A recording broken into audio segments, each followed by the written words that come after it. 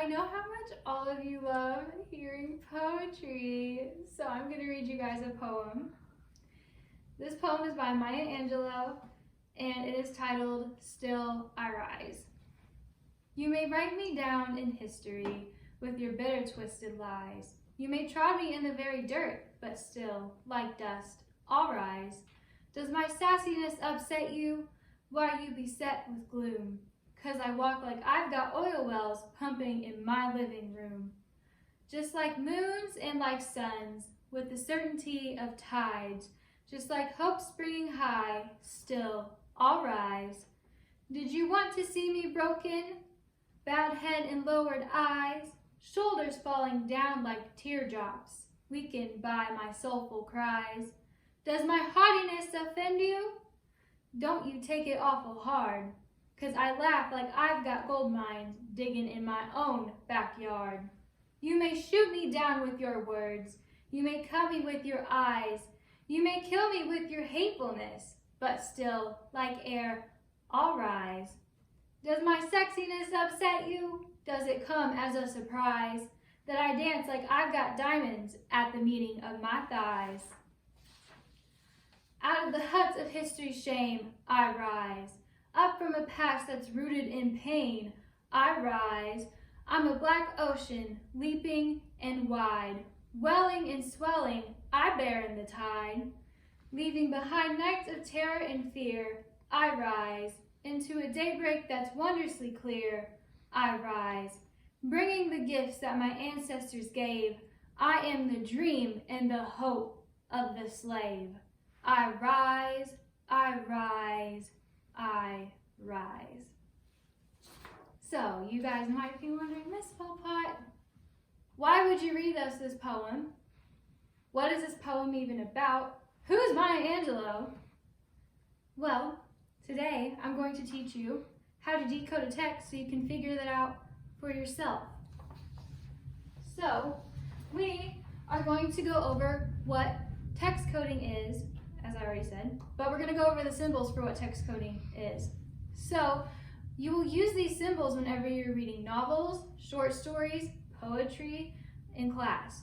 This is going to be used all throughout our unit, all throughout the semester, but it's especially important whenever we read our novel because there's some content within The Bluest Eye that's going to be really difficult to interpret if you don't take notes, and there's going to be a lot of foreshadowing and then tying back the past to the future and a lot of different themes just interlapping with each other. So if you don't take notes and you don't know how to do that, you're going to have a little bit of trouble. So these symbols are going to help guide you through that. So what are each of these symbols? Excuse my marker. So the first symbol is titled Seems Important. And the symbol for this are 3 exclamation points. Now, what this is marking a passage that seems important to the overall plot, theme, or maybe even character development throughout the story. So you'll put 3 exclamation points, or exclamation marks next to a passage that you think is important to the overall plot or theme of the story. This could be like a passage that might hold like a conflict that's going on between the protagonist and the antagonist. It could be just a conflict that's internal with the main character of the story. Just anything that pushes the story forward and just really keeps the overall theme of the story going and really just emphasizes that. You're going to put exclamation points next to that passage. Next is raises a question. This is marked with 1 question mark. So, raises a question is going to be, you're going to look at a statement or a passage and you're going to think, okay, why is that important to the story? How is this important to the story? Will I find the answer to this later on in the reading? So you're going to put a question mark next to a statement or a passage that raises the question as to, well, why is this important to the overall theme, plot, or why is this important to a character within the story? The next symbol is very similar to raises a question. This is called confuses you. This is going to be marked with 2 question marks. So what's the difference between raises a question and confuses you? Well, basically, this isn't really asking a question. It's more so of, well, I don't even know how to interpret this at all. I don't even know how this relates to the overall story. I don't know how this relates to any of the characters.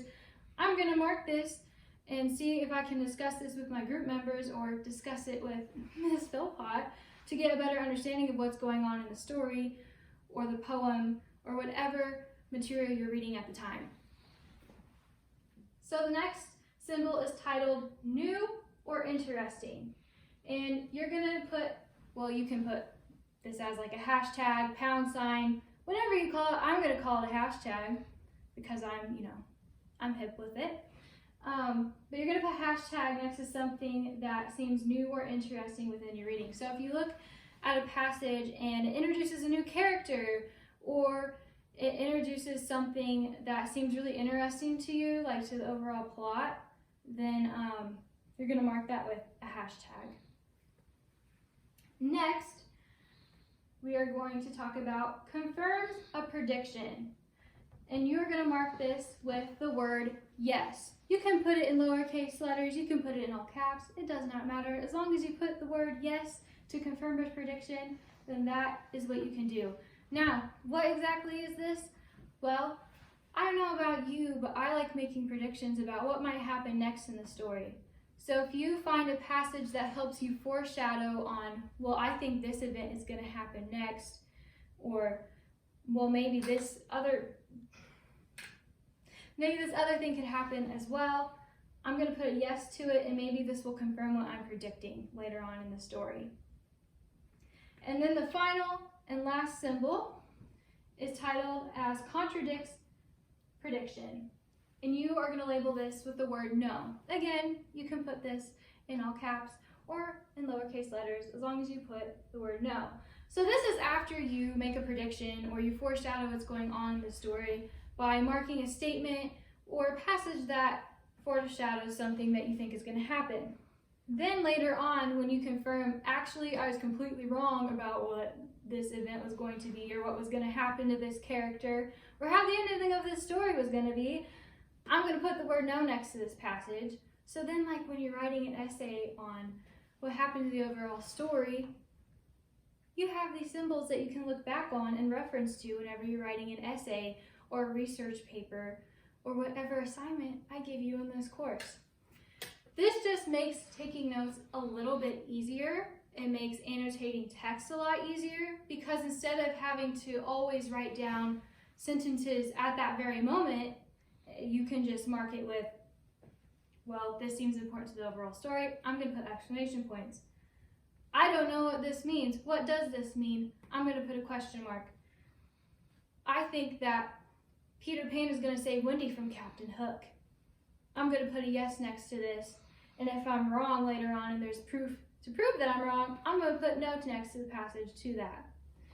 This is not meant to be your only method of taking notes. It's just meant for you at the time to mark this and then later on go into your double column journals and write down these symbols that you marked with the page number of the passage, the question that you have or the comment that you have over your text symbols. Very quickly, before we get into the activity that I plan on having you do, I need to go over one more thing. Oh, yes. So you might notice that certain words get repeated throughout a text, throughout a poem, short story, novel, etc. So basically what you're going to do for that, I lost my towels over here.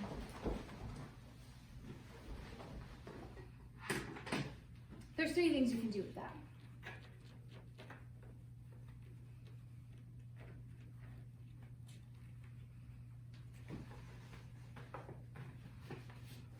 Making me work hard today.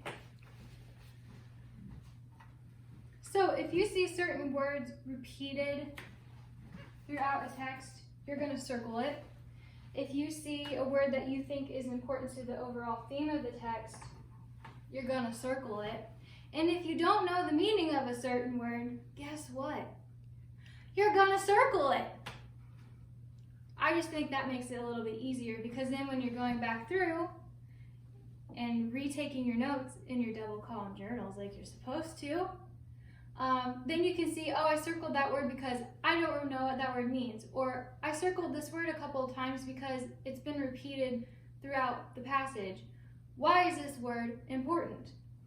Or if, again, if you think the word just seems important for whatever reason, you'll circle it and you'll be like, okay, I think this word is important because of this passage I marked down earlier. So I would write that down, but having some whiteboard technical difficulties at the moment. But lucky for you, I have a worksheet with the instructions that you need to do the activity. So I have copies of the poem that I just read to you, Still I Rise by Maya Angelou, and I have the text code symbol worksheets for you as well. So I'm going to hand those to you right now. What you guys are going to do next is you are going to get into groups of 3 or 4, whatever even number. I'm an English teacher. I'm not good at math. So whatever even number you can get into with your groups, that would be great, preferably 4 maximum per group.